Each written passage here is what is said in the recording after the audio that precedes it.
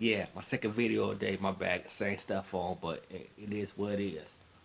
But I'm just waiting to see where are all the women's rights activists at? What are the Democrats at? Oh, they're not around because Democrats never wanted any of this stuff in the Constitution, any rights, no anything. They are big phonies, liars. Republicans passed almost everything for women's rights, from slavery rights to everything.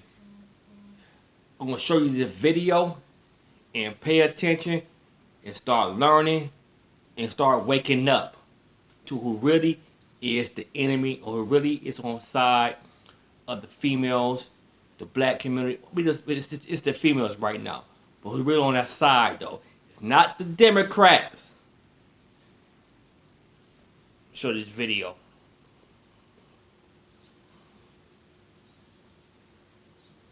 Um, First of all, it's not a message to anything other than saying we're going to protect fairness in women's sports.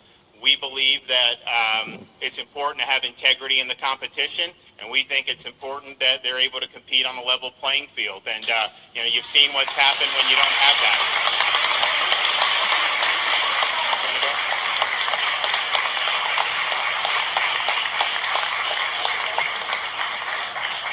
Yes, ma'am. Well, good morning. I want to thank Trinity Christian Academy and Pastor Messer for hosting us here today. I actually went to, because they did the state championship football at Doak Campbell Stadium in Tallahassee, and so I went to the Class 3A football championship, but I had to go back. I couldn't stay the whole game, and so I was like, "You all won, right?" And they're like, "Yeah, we won the state championship." So it was really good. I got to speak to the team before the game, and we're really proud of the sports season as a whole, because these are kids that have worked really hard to be able to have this opportunity, and to win a state championship is something they'll always remember. Heck, even to compete for one is a big deal. And what I told them, was just reminded when we were meeting with folks beforehand, what I told them then was true. If they had been in California, they would have been on their couch, because they would not have been able to even be allowed to compete in any type of sports. And so we're proud that we not only, I know they finished the school year here, we were just in Baker County, we had school year, we had sports, we did everything. That was obviously the right decision. I think the places that lock the kids out of sports and lock the kids out of school, I mean, it's just a total disaster, and they're going to have to, I think, pay the consequences of those decisions for years and years to come. We've got a great team of folks here. We have our Lieutenant Governor in attendance.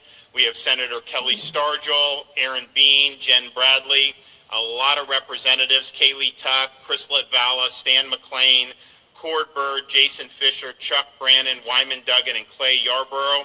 We also have Selena Soul, who's a former Connecticut high school track athlete, who is going to talk about the bill that we had today and how the lack of protections in her state ended up denying her opportunities to be able to compete. We believe in the state of Florida of protecting the fairness and the integrity of women's athletics.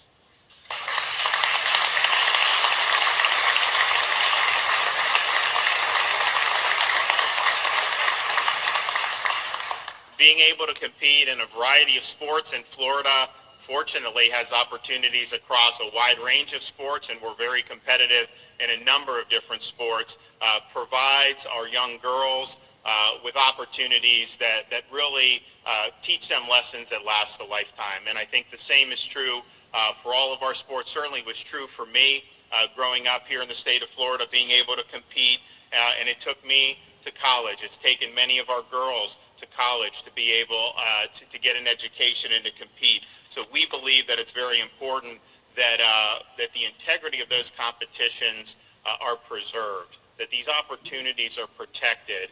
And I can tell you this, in Florida, girls are going to play girls sports and boys are going to play boys sports. That's what we're doing, and we're going to make sure that that's the reality.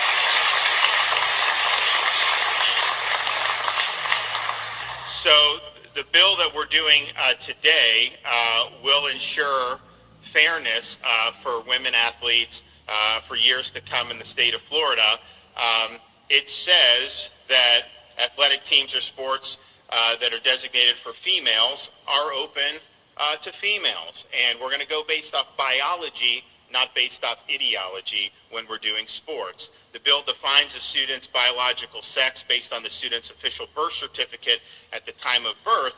And as part of the bill we're signing today, we're not only making sure women have opportunities for scholarships and competition at the highest level, we're also putting in statute ways to actually vindicate the rights of any women athletes who may be discriminated against. So moving forward, any student who's deprived of an athletic opportunity as a result of a violation of this law will have the right to civil remedies. Any school or public post-secondary institution that suffers direct or indirect harm as a result of a violation of this bill, including by a governmental entity, accrediting organization, or athletic association, can also pursue civil remedies. Any student who's subject to retaliation as a result of reporting a violation of this bill can also pursue civil remedies. And so we're not just setting a standard, we're also providing ways where that fairness and the equality can be enforced on behalf of our girls and our women athletes. And so one of the reasons why I think this has become an issue is because we've seen, particularly in other states, you would have these blatantly unfair track races and all these other things where these girls train and then they end up not being able to advance to compete in state or what have you.